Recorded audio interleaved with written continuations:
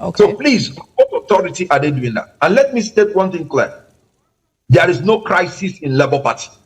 There is no faction in Labour Party, because the process by which national officers of Labour Party emerge is there, clearly stated in the constitution of Labour Party.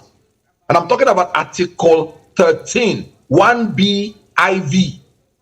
It is only the National Convention that has the right to elect or remove the national officers of Labour Party.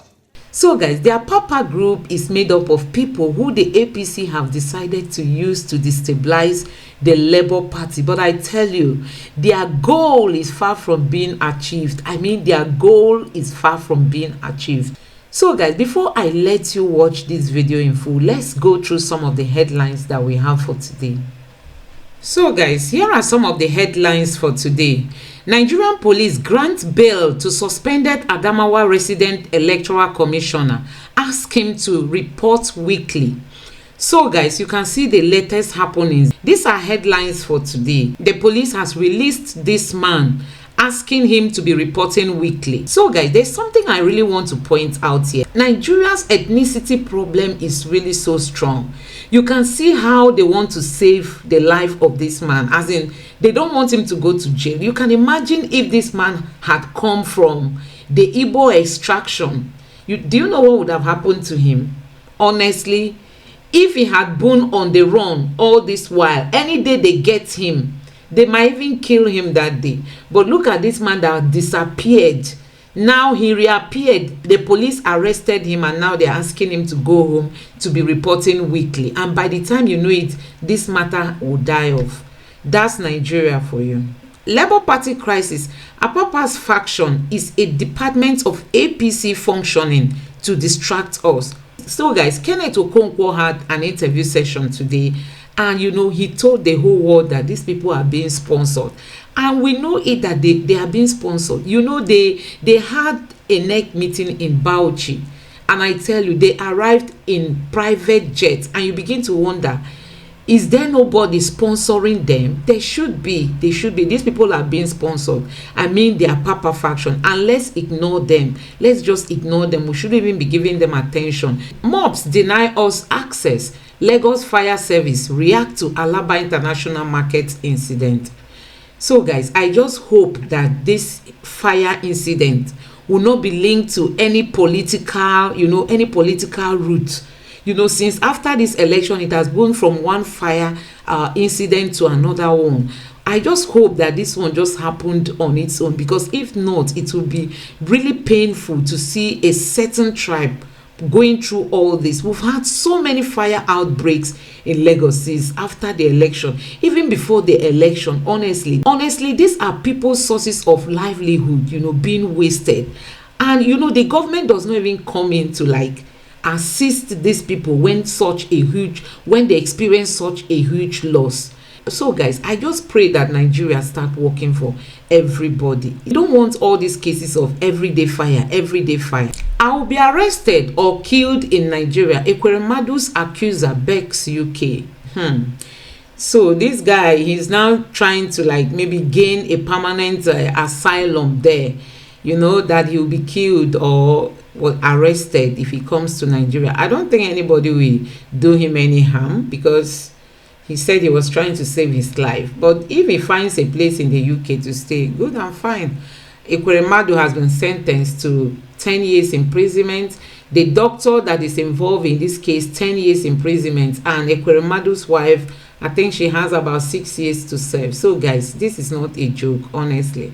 This is not a joke. I feel for this man. No matter what people say, I feel for him. Do you know why I feel for him? Because he was just taking these steps to rescue his daughter. Sometimes when children are sick, parents, they go extra mile just to ensure that that child regains his or her health. So I think they didn't mean anything bad for this guy, but just that all these things happen this way. And this is also a lesson to every Nigerian. Please, once you are coming to abroad to do anything, try to follow the due process. Look at this man that announced a wrong result in Adamawa. Police has released him, asking him to be reporting weekly. Before you know it, this thing has died off. But in abroad, it's not like that. You must pay for your sin. So guys, it's also a lesson, please, for those of us who intend to travel abroad, or you've been traveling, or you are even living abroad. Please try to keep your hands clean. Honestly, if you are living clean in abroad, the police will never come for you. Nobody will even knock at your door. Once you are keeping to their rules and their regulations, and you are observing their laws, you won't have any issue with them. Kayamo replies Sam Amadi on claims Tinubu's inauguration could be stopped. So guys, Mr. Amadi was on Arise TV and he said Tinubu's inauguration might be stopped.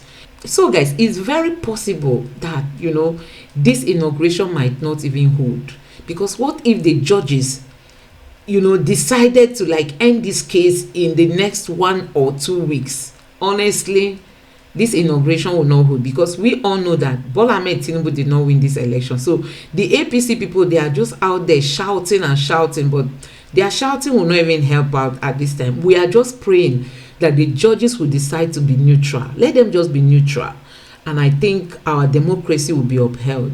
Ganduje, I'm not sure if I'll hand over to APC or NNPP. This man doesn't want to step down. You can imagine, this man doesn't want to leave office. So you can imagine, they've eaten this government money. It has entered their brain that even leaving the office after your 8 years is appearing to be very difficult. You can imagine that he is not sure of handing over. Maybe you are going to serve the third term there. May 29, those wishing Tinubu dead will die before him. Fani Kayode replies Cardinal. So guys, we all know that this Honorable Cardinal was on Channel's television. Cardinal Onaikan. And he openly said it that he does not even know who won this election, that the court is here to tell him. And he was challenging the judiciary why they should allow these petition hearings to linger, to last for this long, that they are supposed to conclude all these things so that Nigeria will move forward. Honestly, this man spoke like a patriotic Nigerian. But I don't know why Fani Kayode and Festus Kayamo came out on Twitter and started saying all sort of things against him. Anyway, they are doing their job. Victory for Atiku. Peter Obi would have retired many APC leaders presidency. So guys, Garba Shehu had a time with the northern lawyers today. There's this organization that has to do with northern lawyers. So he had a talk, or will I call it a session, with them. And while he was talking, he told them that had Obi or Atiku won this election, that most APC people would have gone to retirement. And I think it's still not late. Once the judiciary overturns this election, you will see that these APC people, they will really go on retirement, because they've destroyed Nigeria. Honestly, they've destroyed Nigeria. Anybody that even assumes that presidential office has a lot of work to do, because Buhari just came and destroyed Nigeria. Buhari finished Nigeria. Tinubu's victory. Court taking too long to decide on Atiku Obi's petition. Cardinal Onaika.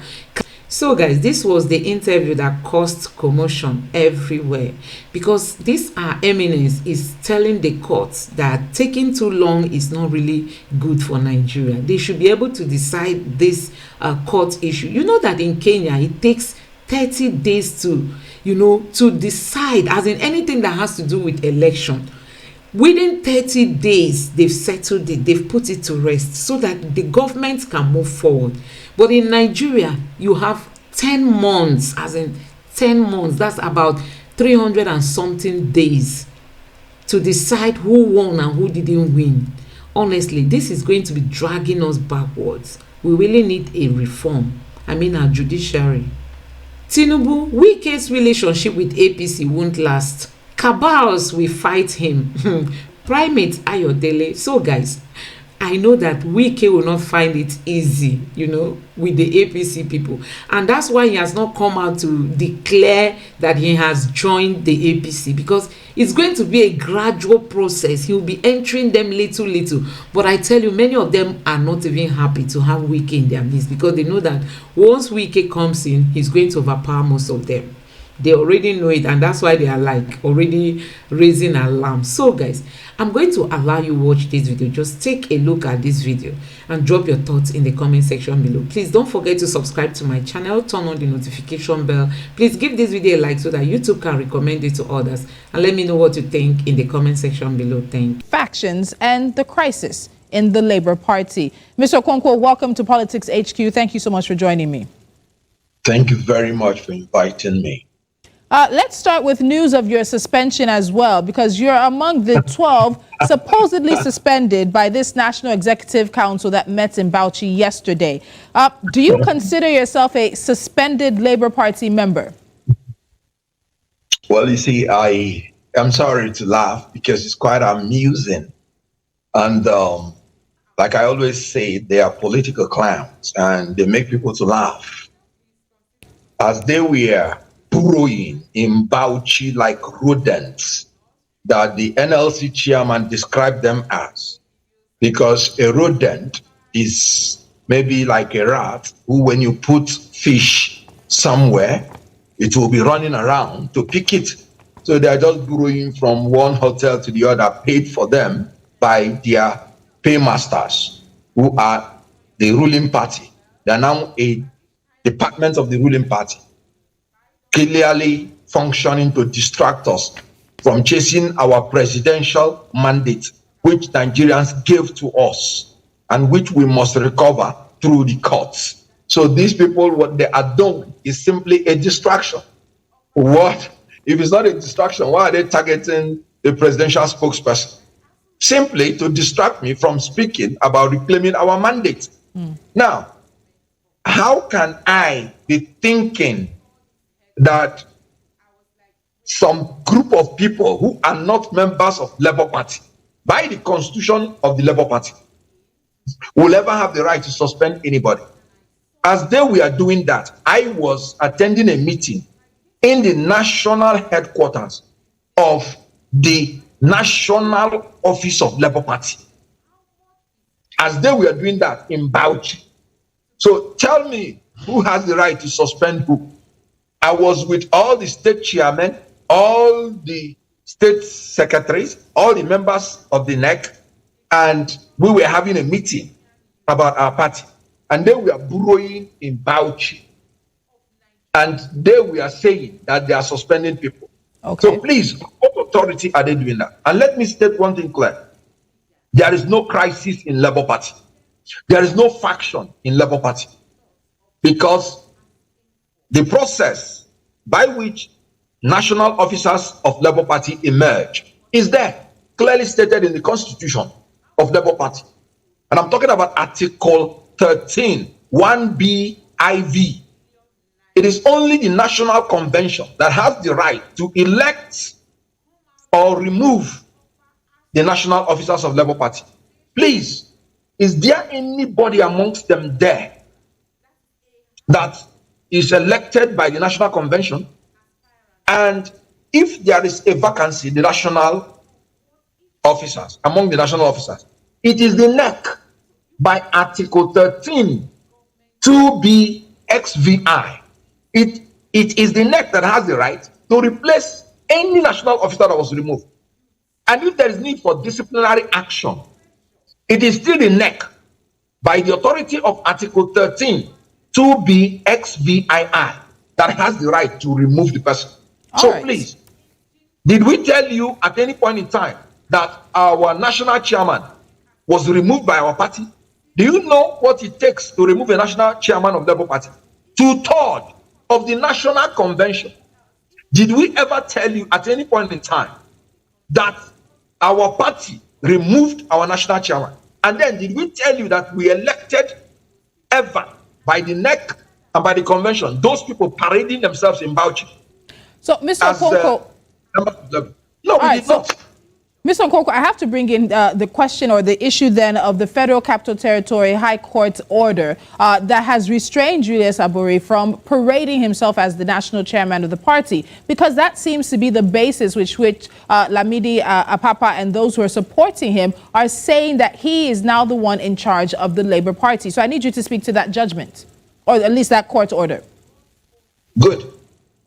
First of all, is there any order anywhere in the whole world that gave the person you just called any power to take over the national office of Labour Party or become the national chairman? Is there any order anywhere in the world? None. Good. So you brought to my notice about an order of a federal high court in Abuja. Let me bring to your notice that there is an order of a Benin high court that restrained the person you just called and all his cohort from ever meddling with the functioning of the national officers of Labour Party. And if there are two orders from courts of coordinate jurisdiction, the person involved has the right to choose the order he would choose to obey, especially when one court order has jurisdiction and one does not. The issue that arose for consideration in the Federal Capital Territory, and I'm talking about paragraph 1 of the originating summons in the Federal Capital Territory, is about the purported suspension by some fake people in Benin, in Edo, particularly in the ward 03, Arwe, Uromi, Isha, Northeast local government, purportedly suspending the national chairman. That is what was before the Federal Capital Territory, paragraph 1 of the originating summon. Now, the Supreme Court is clear that it is only the court where the cause of action arose that has the jurisdiction to entertain any matter. So the FCT High Court has no jurisdiction to dabble into the matter that started in Edo State.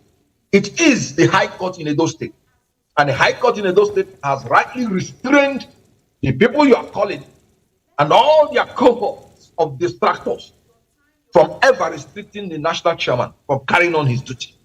Okay. Now, let me come again about the FCT High Court order. There are 3 paragraphs only in the originating summons.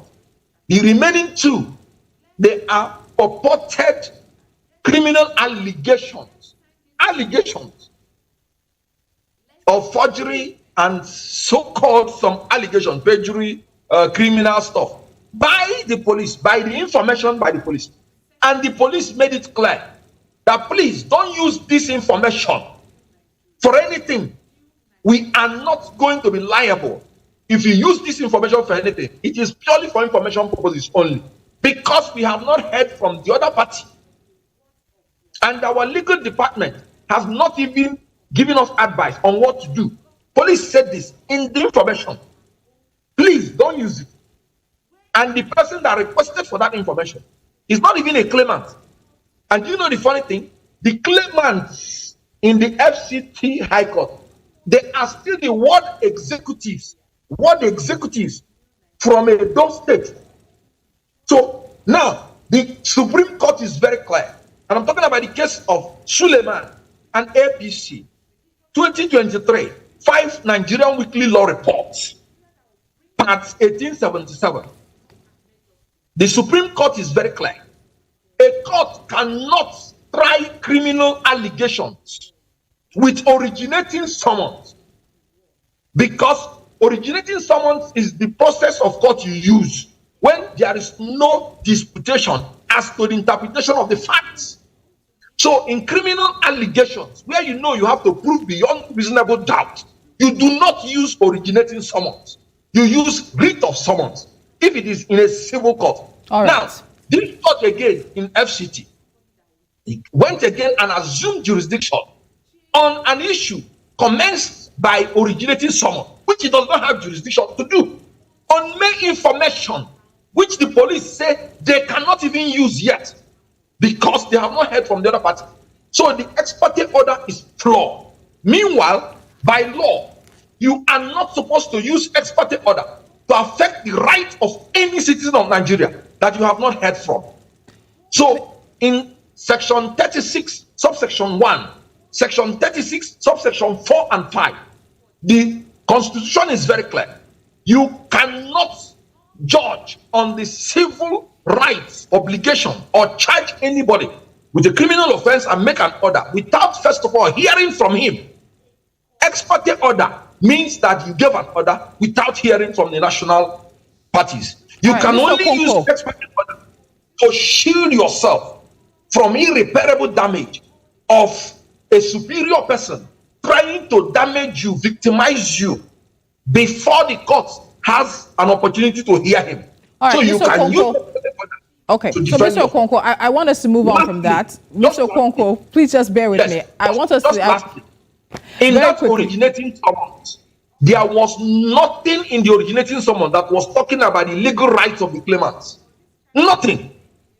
So they simply used the originating summons to destabilize Labour Party, to distract us, and to come against Labour Party, to behead a human being. That is legal blasphemy.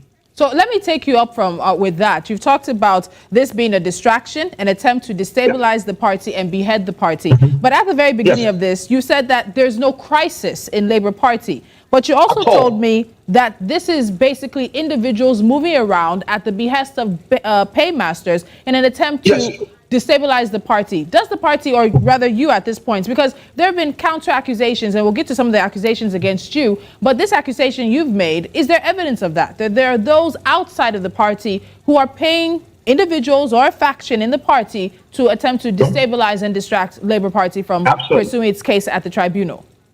Absolutely. That's absolute. That's what I say. And I stand by. They are being paid and they are doing the work of their paymaster. Otherwise, what was the urgent thing in going to court to seek an ex parte order? What right do they have that is being infringed on, that they will go and look for ex parte order? None. Did any of them tell you that he was the national chairman before getting the ex parte order? None. So why am I saying it's a distraction? Because why did they sit down now and say they are suspending the presidential spokesperson? Am I an executive of the party? They are targeting our presidential election tribunal. That is just what they are doing, nothing else. And to destabilize all other cases we have in the sub-regionals, in the House of Representatives, in the Senate, they are agents, nothing else. Haven't you seen their pictures raising the hand of gubernatorial candidates of the ruling party in Southwest? Haven't you seen their pictures dining with even the presidential candidate of the ruling party? They are out there in the internet. Are they not paymasters? That's what they're doing, nothing else. And they want to use the instrumentality of the judiciary to perfect their perfidy, and they will not succeed because we know better.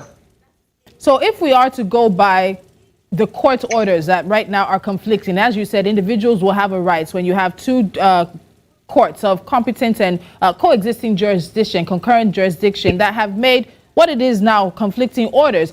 We have to also look at what that party or that particular faction within the party is saying. Now, they've accused you of anti-party activity and unruly behavior towards Lamidi Apapa. How do you respond to these allegations? Again, as I said, there have been accusations and allegations flying from both sides of the party at this point in time, but directly to the allegations made against you and announced by the meeting or the NEC that sat in Bauchi State. Well, you just made a general statement. Please, can you give me the specific of the allegation? Well, we looked at the communique and it just simply says that it is anti-party behavior, unruly activity as well. So I'm asking to see if you have any idea where that may be coming from. I don't have any idea. Anti-party, I campaigned for all the Labour Party candidates from the presidential to the House of Assembly. And they, the ones purporting anti-party activities, openly endorsed, openly campaigned for the candidates of other parties. In Ogun State, they frustrated us from even having a gubernatorial candidate. In Lagos State, they frustrated us from having the National Assembly candidates. The same thing in a lot of states around Nigeria. I won my polling unit. I won my ward. I won my local government. I won my state. I won the presidential election. in my state. Let them come out and say the same. The people that are purporting to be officers of Labour Party, they lost their polling units and they're opening their mouth. They are opening their mouths to talk about suspension. They are not ashamed. The NLC president called them rodents. Rodents are people that go to steal things and take things that are given to them, droplets, to survive. Now, my principal said the act is act of rascality. Can you imagine that old man at his age claiming to be a national chairman of a political party and he has not met the presidential candidate of the political party? He has not met him. And we just finished our presidential election. Can you imagine Atiku coming out to tell you that he has never met an IU? Can you imagine Ebola Tinubu coming out to tell you he has never met Senator Ademu, the national chairman of his party? And you're still taking such people serious. For crying out loud, I still maintain that they are political clowns. I don't know them. They don't know me. And my principal doesn't know them. They don't know him. So why should somebody refer to such a person as having anything to do with Labour Party? Is that not an insult?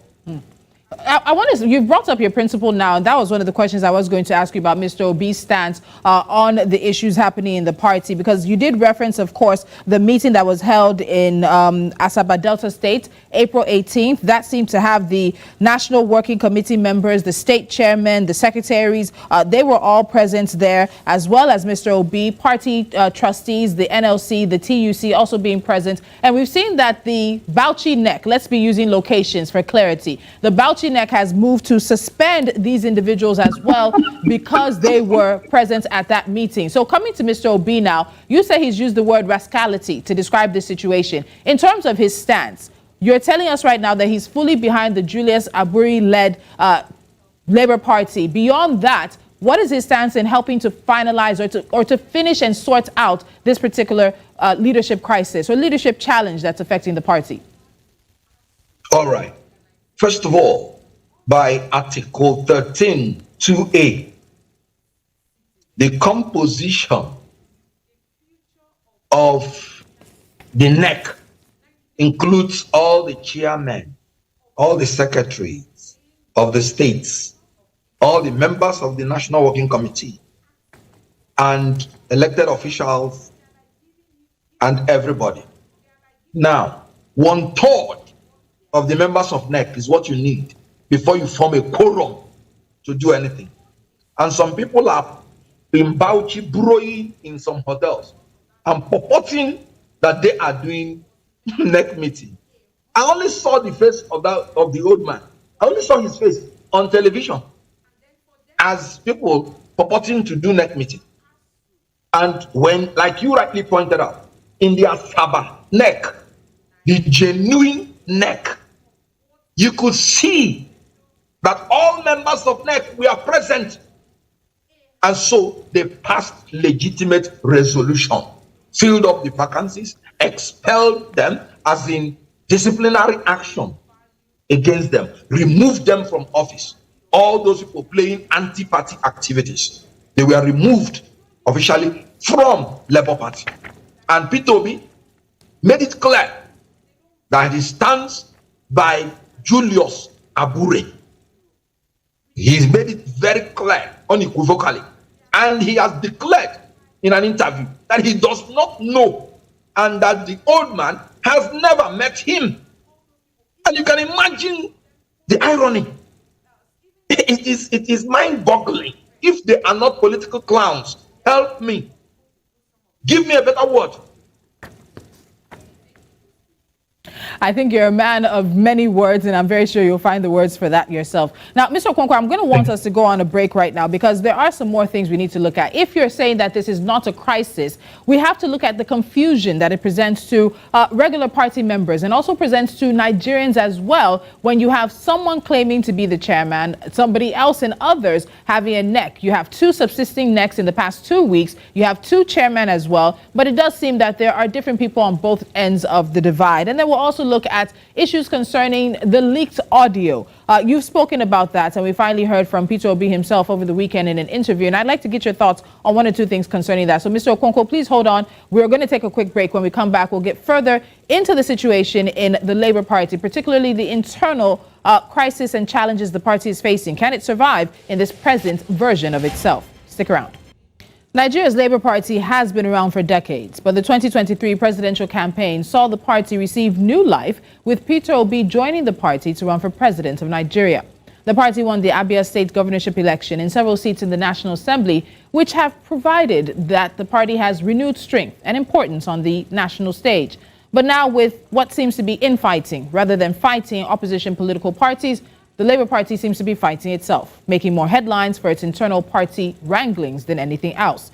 And now a raft of supposed suspensions of key party members has the Labour Party under the spotlight again, with many asking, can it move beyond this? My guest is Kenneth Okonkwo, lawyer and spokesperson for the Labour Party Obidati Presidential Campaign Council. Mr. Okonkwo, let's pick up where we left off. And there was a bit of conversation around your presidential candidate, Mr. Obi. And in the past month or so, he's found himself in the midst of a storm. And that storm comes from an audio which was leaked in early April, which seemed to shift the focus from the party's challenge of President-elect Tinubu's victory to statements Mr. Obi made in the run-up to the elections. And those statements were made in a private conversation with Bishop David Oyedepo. But now, Catch Ononuju, an advisor to Mr. Obi, told me on Politics HQ then that the audio was a deep fake. But you on social media, you acknowledged that the conversation was real, but that it was being spun out of context. And then just a few days ago, Mr. Obi did acknowledge that the conversation did in fact take place. And people are continuing to ask the question, what did he mean by describing the situation as a religious war? Let's start from there. Right. First and foremost, thank you for that. And let me state it clearly. I neither confirmed nor denied anything about that tape. When I listened to that tape first, what I did was to listen carefully about what they said was the conversation. And after listening to the conversation, I came to the inevitable conclusion that there was nothing in that tape that will warrant my confirming or denying. And if you read my tweet, I described the people who released that tape as political criminals who were trying to spin the tape as if it's a religious statement. There was no religious statement in that tape. First and foremost, you mentioned the issue of religious war. Let me state it clearly that in Christianity, there is no basis for any physical religious war. None at all. In Christianity, and I'm talking from the book in the Gospel of Matthew to the Amen in Revelation, there is no space, there is no reason, and there is nothing about physical religious war in Christian theology. I talk as a student of theology.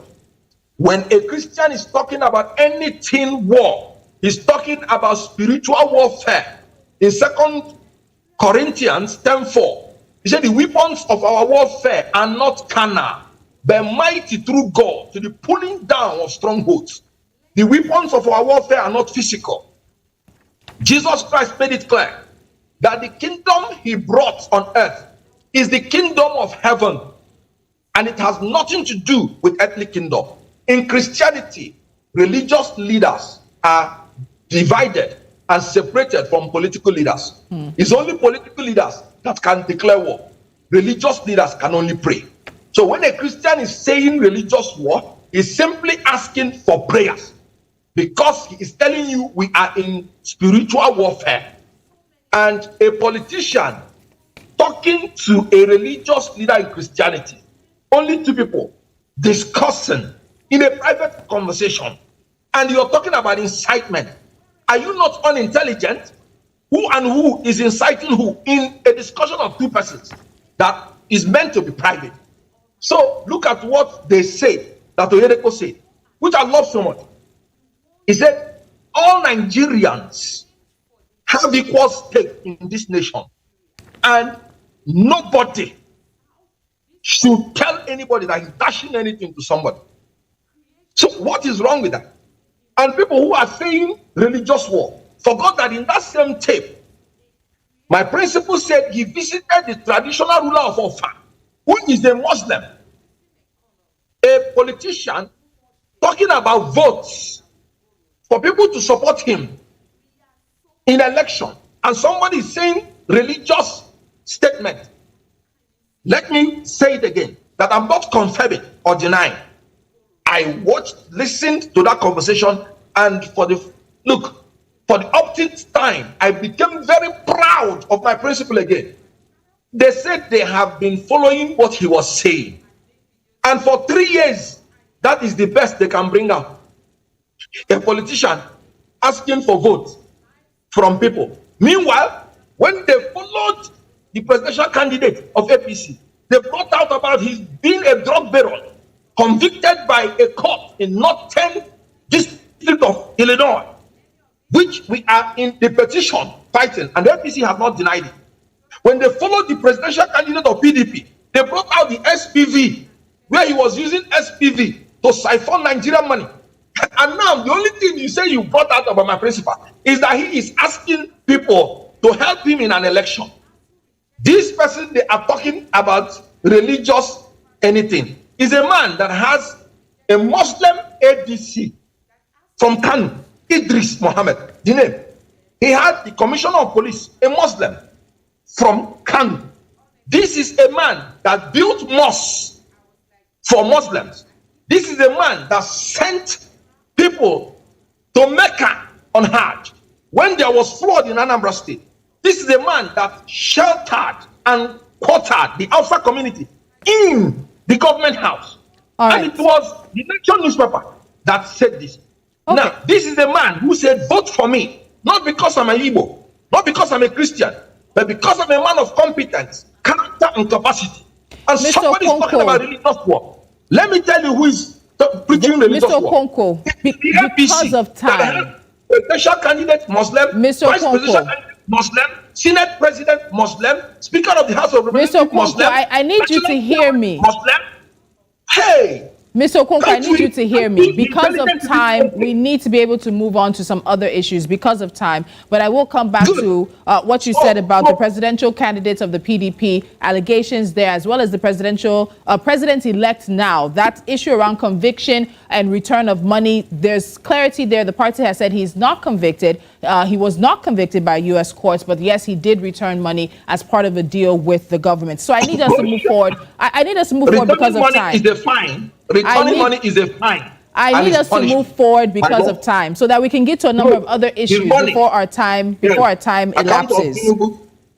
Before our time elapses, let's go back to one of the main criticisms of the party, and that, of course, has been an issue of a lack of party structure. It was a major criticism, and I do believe the last time we spoke, we also spoke about that. But there are those who are pointing to some of these internal issues right now, and it's reaffirming their criticisms of the party lacking a structure, that if it was a bigger party, or a party that had been around and had been in power, and tasted power in any ramification, some of these issues would not be happening. So would you agree, well, possibly not agree, but what do you think about the criticisms of this being a structural issue in the party, or as you have alluded to, you think it's much more than that? No, in democracy, the people are the structure. The people are the ones that decide. We have never lacked structure in Labour Party. You describe Labour Party as a party that has come of age by your own description, and I agree with you. We've had a governor in Mimiko, we've had members in National Assembly, in state assemblies, councillors. So we don't have a problem with structure. What the problem we have is the invasion of our privacy by men and women, both by the ruling party, that are threatened by our petition in court to destabilize us, to claim our mandate. What structure? No party won more states than us in the presidential election. So what structure?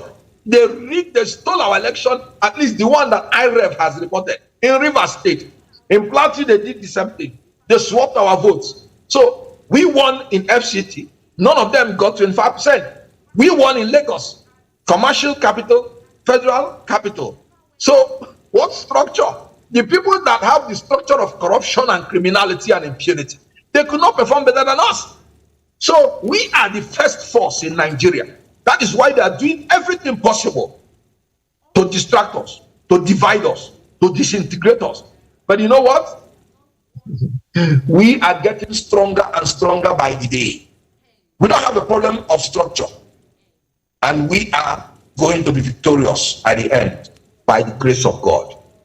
Okay, a prediction there. So another issue that we spoke about before was the gathering that came about Labour Party when Peter Obi joined the party. And there has been conversation about the party then turning into, as you mentioned earlier, SPV, a special purpose vehicle, a situation where it was more about unseating the ruling party than anything else. And you yourself were a member of the APC before you left them and then joined the Labour Party, I think a few short weeks later. But given out how the power situation and the power struggle situation has been playing out in the Labour Party, do you think the party can move beyond this? And what do you say to Nigerians who are watching all of this play out and who are saying there's a chairman here in Bauchi, there's a chairman who sat in Asaba and Delta State. There's a lot of confusion as to what exactly the Labour Party is now doing beyond the courts, the tribunal, waiting for the tribunal to sit on Monday, and then of course being able to move past this.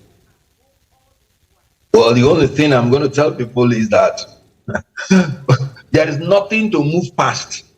Because like I said, there is no crisis, there is no faction. So we are getting stronger and stronger by the day. Why are they interested in us if we're not getting stronger?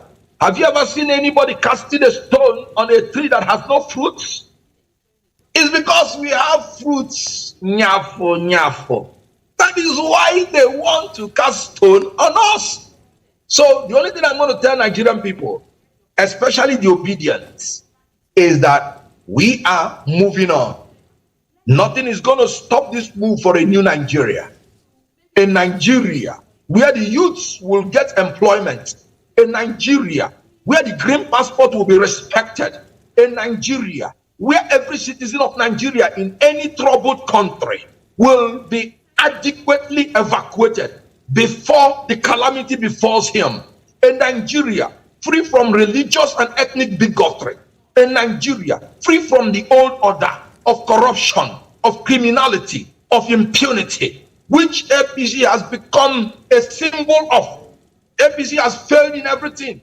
Even in the census, they say they would do, they failed. 518 persons died in Zango Kataf local government within 6 years.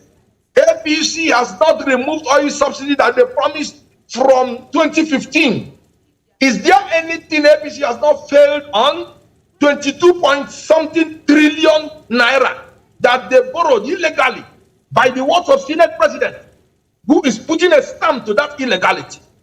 APC is a scourge on this country. It's an affliction. Let's pull back from this. And they fight again the second time. All right, let's pull back from that a bit. Let's calm things down a little bit, Mr. Okonkwo. I want us to look at the coming week, and this week is going to be very important, particularly Monday, where we expect the Presidential Election Petition Tribunal to finally sit. Now, it's going to be sitting with just around 3 or so weeks to the handing over. There's been a lot of conversation. There are those who are asking that this tribunal be televised so that Nigerians can see transparency in the process and have more faith in the system. What do you think about those calls for transparency and the televising of the tribunal? It is not only desirable, it is also constitutional, because the Constitution said that our courts should sit in public. So they should not deny the Nigerian people and international community their right to watch live what is happening. In Kenya, I was in my room and watched what was going on in the presidential election. And being a lawyer, immediately I heard the intro and where they were going. I knew where the case was going to go. Everybody saw it. In the United States, President Trump was indicted, a president of America, and it was seen by everybody. When he was going in, it was broadcasted live. Why wouldn't we do live broadcast? We should do it. It is desirable, and in my own opinion, it is constitutional. Then the next thing is that there should be an urgent amendment of the Constitution. If the Supreme Court can assume jurisdiction, original jurisdiction, for the Naira redesign, because they say it's affecting Nigerians, then the Supreme Court should assume original jurisdiction in the issue of the Presidential Election Tribunal, so that from henceforth we will be able to conclude it before swearing in anybody as president. So the Supreme Court, it should be amended, should immediately assume original jurisdiction, because electing the president is the most important thing in the country, because the president is carrying the dignity, carrying the prosperity of the nation on his back. So the Supreme Court, being a policy court, should from henceforth assume original jurisdiction to try the issues emanating from Presidential Election Tribunal and give final judgment. That's the way it's done in Kenya and in other countries, so that we don't have this issue about swearing in somebody unconstitutionally only for the courts to begin to fight with the executive then on how to deliver justice. So please, that is what Nigerians must insist on: public hearing of the presidential election in court, and that election must be concluded, especially the presidential election, before swearing in anybody. All right, Mr. Okonkwo, before I let you go tonight, it's Monday. Many people have been waiting for us. We are definitely waiting for the tribunal to sit as well. What do you think your party's chances are? What do you think Peter Obi's chances are when it comes to this petition tribunal? There is a deadline for once they sit, how long it's meant to take, but that's going to elapse after President-elect Tinubu is sworn in. What do you think the chances are for Peter Obi and the Labour Party at the tribunal? If they should give us justice, if the court of justice will live up to its true bidding of being a court of justice, I will tell you, by the grace of God, Peter Obi will be the next president of the Federal Republic of Nigeria. And it looks like you want to give me a short answer this time around and leave it at that. Thank you so much. No, it's fine. The Constitution is very clear in section 134(2)(b). If you don't make 25% in the Federal Capital Territory, you ought not to be declared the winner. That one is very express. And but you know, of course, about nomination. But it's interesting you bring this up, because we've had the conversation with lawyers around treating the FCT as a state, giving it this priority position, which becomes not an and/or thing, but a definitive 25%, and with the FCT 25% as well. So it's going to be interesting to see if we can lay this to rest with the tribunal, and possibly with a further final judgment at the Supreme Court, most possibly. Mr. Kenneth Okonkwo, I have to let you go because of time, but I do appreciate the time that you spent with us this evening. So guys, the Apapa group is made up of people who the APC has bought over to use them to destabilize the Labour Party. But I tell you, they came late. I mean, they came late.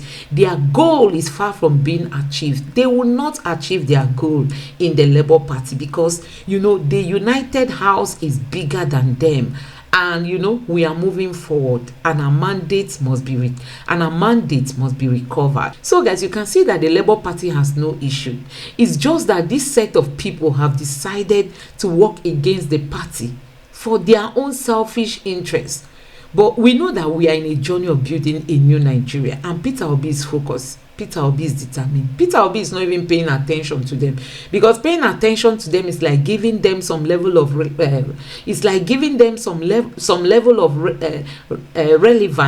Paying attention to them is like giving them some level of relevance. But you know, giving them some level of relevance. But you know, that will not happen. That will not happen. We are focused and we are moving forward, and that is why we are unstoppable. So guys, let me know what you think about all this in the comment section below. Please don't forget to subscribe to my channel, turn on the notification bell. Please give this video a like so that YouTube can recommend it to others, and let me know what you think in the comment section below. Thank you.